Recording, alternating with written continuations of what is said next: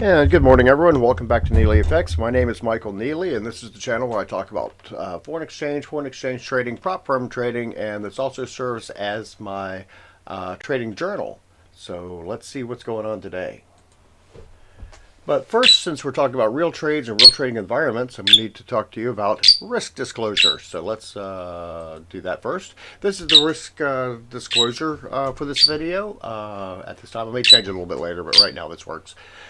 This channel is for educational and entertainment purposes only and does not constitute trading or financial advice. I'm a professional trader, not a broker, trading my own capital. I do not solicit funds, manage client accounts, nor do I hold CFTC or NFA registration at this time. I have held NFA registration in the past. I'm also a funded prop firm trader for Audacity Capital out of London, England. Forex trading is highly speculative with a high risk of losing some or all of your investment capital. Only trade with funds you can comfortably afford to lose. And the CFTC risk disclosure goes like this. Forex trading carries a high degree of risk and may not be suitable for all investors. The high degree of leverage can work against you as well as for you. So before trading Forex, consider your investment objectives, experience, and risk appetite. You could sustain a loss of some or all of your investment capital. That goes for Bitcoin too, but the Bitcoin guys, I don't have to say that very often. I'm based in the United States, so this is required by law. And so let's go ahead and take a look and see where we are today. So here's my latest challenge, and I say I'm a funded trader. Audacity Capital says I'm a funded trader because I bought a instant funding account and then I blew the account. By the way, if you hear a chirping sound, I'm also here with Henry, the Forex trading parakeet. So he's going to be critiquing me the entire way too, as he does. So I'm up to 10% on the first challenge. I have not placed a trade since because the markets have been relatively not going anywhere. Let's put it bluntly, for the last little while. So I'm sitting back and waiting for the market to go somewhere. So let's bring us to what's going on today. Absolutely nothing. No little red folder events going on in Forex Factory. However, tomorrow, look at this one. Biggies. We've got core CPI and CPI for the year coming out tomorrow for the United States, and new home sales. And then we've got Fed speak after that. So we'll see what happens after that. Then the federal budget balance. I don't know what that means. They haven't balanced the budget in decades, so I don't even know what that means. And then, after that, a FOMC member is going to come and talk about how balanced the budget is. Jokes. She's got jokes. But at any rate, enough of that enough of that critique of the Fed. Let's go ahead and get into this. Here we have, look at that. The dollar index is pretty much not going anywhere. That's what we call a doji. That reflects indecision, that no decisions have been made, so they're going to keep everything right where it is on the DXY right now. The DXY is a basket of several different currencies. The euro, the British pound, the Canadian dollar, I think 6. The Swedish krona gets in there a little bit, and the Japanese yen, and one other. But I'd have to look it up because I don't keep that in memory as I should. But hey, it's a good reflection of what the dollar is doing. My favorite reflection of what the dollar is doing is up here. Is the US 10 is the US $10 bond yield. And I've got it set on 4-hour charts right now. I need to set it out to weekly first because I want to get a bearing on what's going on with this. And this is what the bond yields look like. In periods of high inflation, the bond yields are going to be way up here. And in periods of low inflation, the bond yields are going to be way down here. So right now we have right in the middle. So not a whole lot going on right there. It's flirting with 4.2. We'll see if it can break that. If it breaks that tomorrow, we'll definitely see if that happens. But for now, it's sitting right there doing nothing. Mondays are typically not a good day to trade in the United States because the markets haven't really decided what they're going to do yet. We go back out to daily. We'll go to the euro next. It's the way I trade is I pick my trades on the daily chart and then look for entries on the 4-hour and the 1-hour. So that is pretty much a reflection of what the dollar index is doing right now, which is nothing.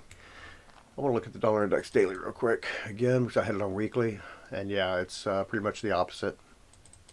Because the euro is the 56% of the DXY, it's the biggest component of the DXY. So that would be a thing to look at. After that, we go to the dollar versus the yen. Dollar versus the yen, we have And again, just sitting there hovering right at the point of indecision, right at 158. 158 has been hard to break. Sort of like the weekly high, it's sitting right at the weekly high it's held since March of 2024. So that means it's not really hasn't decided what defense it's going to go on yet. I saw an article yesterday that said that the Fed is starting to do quantitative easing again. That's basically lowering the interest rate without coming out and lowering the interest rate. So we'll see how that reflects in the bond yields. That means bond yields should be going down because they're buying government T-bills. I think that's how that works. So we'll watch the bond yields to see if bond yields are going down, and I'm going to use that as my throw that in the reflection of what's going on, as well as the DXY. British pound. British pound versus the dollar. We want to trade this in periods of weak dollar.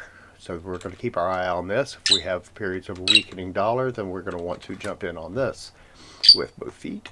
Maybe not with both feet, but you know what I mean. Right now, it's right at the hovering right below the 2025 close.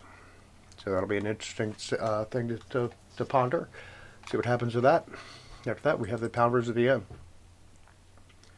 Whoa, look at that. Kind of perked up a little bit. This would be one to watch. As a matter of fact, this may be one to trade. Right now, it broke through 212, and when it moves, it moves.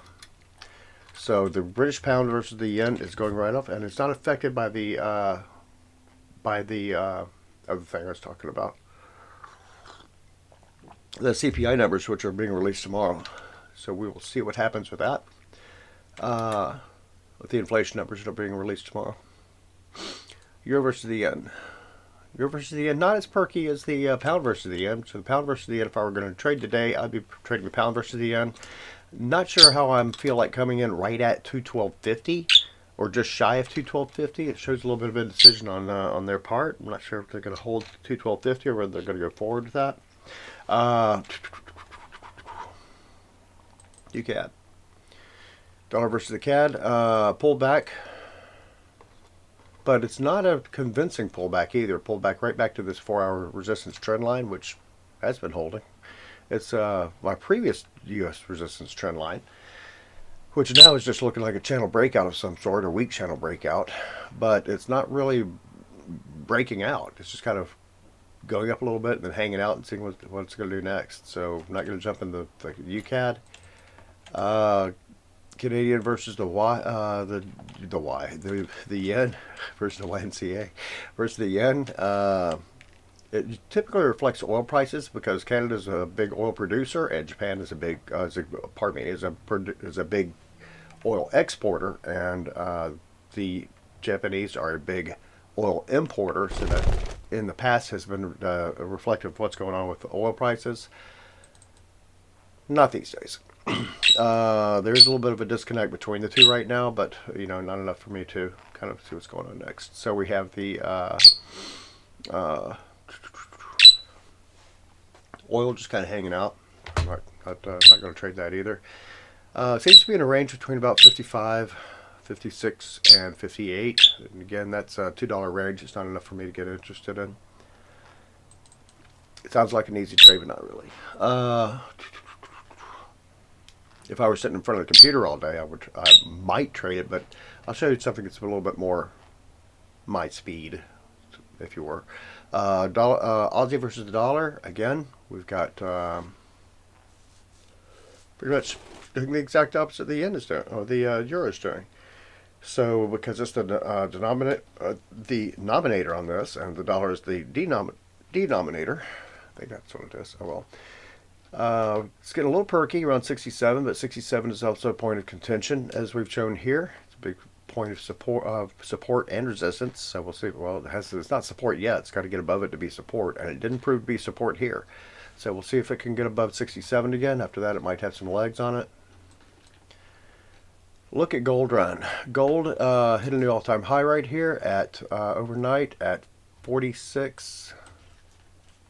Something or another. 46, just barely broke 46. Right now it's at 45.82. If we're going to come in and do gold, I'd look at it around 46.14.